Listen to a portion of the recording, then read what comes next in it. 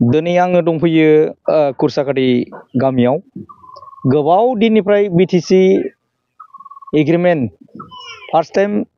जितु एकर्ड जादों बे एकर्ड दिननिफ्राय दिनै आं बहाय आगोलबो फैयोमोन किन्तु दिनै नुफैदों आङो अल बिटिआर डिफारेन्टलि एबल पार्सन्स प्रटेक्शन अर्गानाइजेशननि आफादगिरि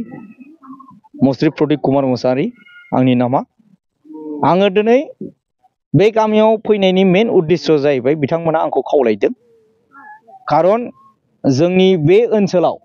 गोबां गोग्लैसोनानै थानाय आइ आफा बिदा फंबाय दिव्यां गोबां रोखोमनि बहाय जोंनि राजबंशी बिदा फंबाय दं बेंगलिफोरबो दं आरो जोंनि माइनरिटि बिदा फंबायफोर दं आरो लोगोसे साखाथि फाखाथि जोंनि बर' कमिउनिटि दं आरो नेपालि जनगोष्ठीफोरबो दं आदिबासीफोरबो दं दा बेवहाय लेंहर जानानै आङो गोग्गानाय मोनदों गावखौनो गाव फैबाय थानाय जे बिटिआर इलेक्शननि जे जानो गोनां 2025 सेप्तेम्बर दानाव जानो गोनां जे बिटिसि इलेक्शन काउन्सिल लेभेलनि बे इलेक्शन काउन्सिल लेभेलनि इलेक्शनाव 2 नं गुमा समस्तियाव आंबो सासे गोख्रों उदां बिजाथि महरै जोंनि जे मोनबा जिल्लायाव गोग्लैसोनानै थानाय दिव्यां बिदा फंबाय बिब' बिनानाव आइ आफा रायजो राजाफोरनि थाखाय थिनानै दोनखानाय सरकारा होखानाय भारतनि संबिधानाव लिरजानाय डक्टर बि.आर. आम्बेडकार बाबानि जे लिरनानै गालांनाय जोंखौ जेन भारतनि मोनसे संबिधाननि अंश हिसाबै 3% रिजार्वेशन लिरना गालांदोंमोन बे अंशनि अंशदारि जाहाबो मोननो गोनां जे मोनथायखौ मोनजोबैनि थाखाय जोंनिफ्रायनो एबार मोननो जोंनो सोरखौबा जोंनि बिदा फंबाय दिव्यां आइ आफा रायजो राजाफोरनो लोगोसे बे ओनसोलखौ आङो डेभेलप खालामनो थाखाय उन्नति खालामनो थाखाय कुरसाकाटि गामि बायदि गोबां गोग्लैसोनाय दं 90% एबाब गुमा समस्तिया डेभेलप जायाखै ओंखायनो आंबो एबार लकाल हिसाबै गोख्रों आंबो ओंखारनो एबार पाब्लिकनि मदद मोननानै थागथियारि जादों। नोंथाङा आरो गुबुन गुबुन गामिफ्राव बेबायदि मेल मिटिं फाथिनानै बेबायदि सांग्रां खालामनो आखायाव लाबोबाय थागोन नामा? आङो ओरैहाय गोजौआव दंबावो माइनाव जरा लालमाथि ओमफ्राय थंसि ओमफ्राय फास्तिबारि बिसोर लेंहरजोबदों दा गोनो गोथो जादों बिथांमोना गावसोरनि केन्डिडेटआ सोर जागोन आंबो नंगौ इउपिपिएलनिफ्राय बिदोंमोन दा मा दा सरकारा गोरों गोराफ्रा मा सानो दा जोंबायदि जे बिजाथिनो होयोब्ला गावस्रा नुकसान जायो ना लस जायो बेखौ बिजिरगोन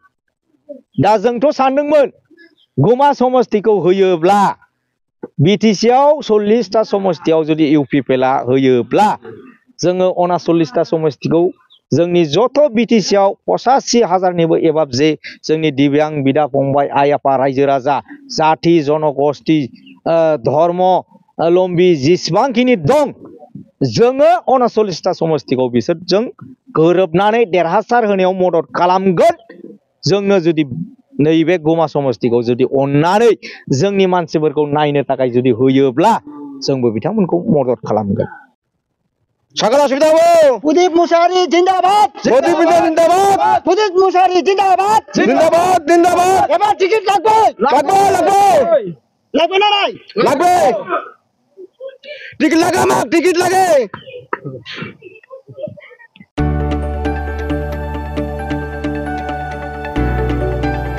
गोजोनथाव खौरां बर'नि आंगोथार गोथाव ओंख्रि जानो मोजां मोनग्रा रायजो राजाफोरनि थाखाय गोजोनथाव खौरां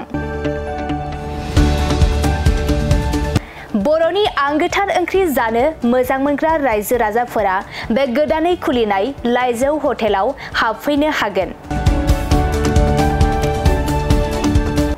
जाखांफुहांनाय लाइमोन फालांगिरि गपेश बसुमतारिया अदालगुरिनि टंलायाव बेखेवदों बर'नि आंगोथार ओंख्रि मोनग्रा गंसे हटेल अदालगुरि जिल्ला टंलानि मिउनिसिपाल बर्ड मावख'नि साखाथियाव गोदानै बर'नि गोग्गो जानाय आदारनि गंसे लाइजौ मुंनि हटेल बेखेवदों। अदालगुरि जिल्लानि सिङाव थानाय फालांगिरि नोगोर टंलायाव गोदानै खुलिनाय बे लाइजौ हटेलाव बर'नि दोरोङारि जाग्रा आदारजों लोगोसे गोबां जाग्रा आदारफोरबो मोननो हागोन। गोदानै बेखेवजानाय बे लाइजौ हटेलाव अमा बेदर, बोरमा, लकेल ना, साम', नारजि, अनला खारै, थास', मैथा आरो नाफाम आरो गोबां आइटेमफोरखौ मोननो हागोन। बेनिखायनो नोंथाङाबो अदालगुरि जिल्ला टंला लामाजों थांलाय फैलाय खालामोब्ला बे गोदानै खुलि जानाय लाइजौ हटेलाव हाबनानै बर'नि दोरोङारि गोथाव जाग्रा आदारफोरखौ जालांनो हागोन। आरो नोंथाङा नैबे 9101758967 जानबुं नम्बरनि गेजेरजों खौरां लाहरनानै आबुङै मिथिना लानो हागोन।